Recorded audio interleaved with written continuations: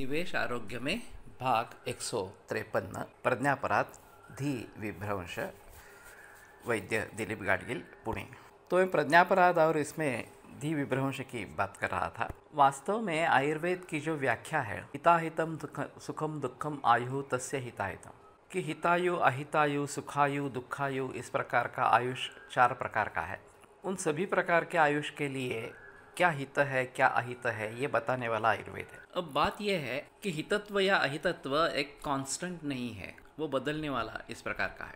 वही चीज़ किसी अवस्था में हित होती है, किसी अवस्था में अहित इस प्रकार की होती है। मात्रा योग क्रिया देश कालावस्थाधिभेदतः ततस्ततो यतो दृष्टास्ते भावास् तथा तथा हिताहितत्वेप्येकांत नियमोस्माद अनिश्चिता ने अष्टांग संग्रह में आया है। मात्रा, उसके साथ जो सहयोगी द्रव्य है वो, उसके ऊपर जो संस्कार किया जा रहा है वो, देश काल वगैरह के अनुसार जो हित है वो अहित बन सकता है, जो अहित है वो हित बन सकता है, और ये हर व्यक्ति के अनुसार इस प्रकार का होता रहता है। तो ऐसे हालात में ये निश्चित रूप से हित ही है, ये निश्चित रूप से अहित ही है, ये समझ पाना काफ़ी मुश्किल इस प्रकार का होता है।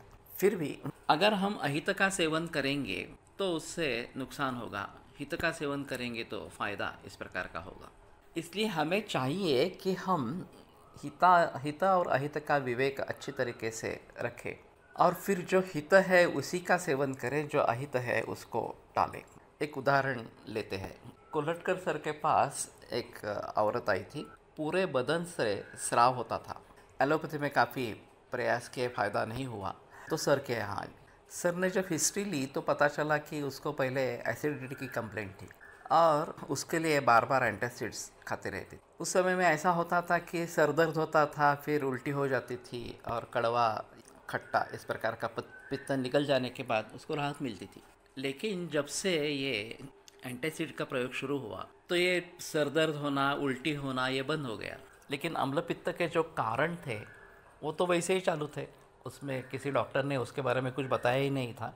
तो हुआ ऐसे कि ये पित्त का ऊपर जाने का मार्ग बंद हो गया, बाहर निकलने का मार्ग बंद हो गया, और फिर उन्होंने हमारे हिसाब से शाखाओं में आश्रय लिया, धातुओं में आश्रय इस प्रकार के लिया, और फिर ये पूरे बदन से इस प्रकार का पित्त का स्राव होना, ये तकलीफ शुरू हुई।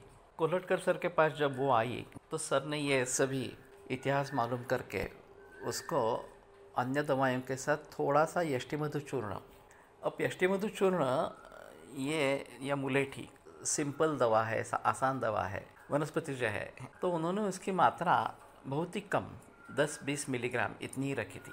तो एक छात्र था, वो बोला अरे ये तो यष्टिमधु है, मुलेठी है, इससे क्या नुकसान होने वाला है, इतनी कम मात्रा क्यों दे रहे हो। सर ने बोतल उसके हाथ में दे दिया और कहा कि तुम्हें जितनी डालनी है वो डालो।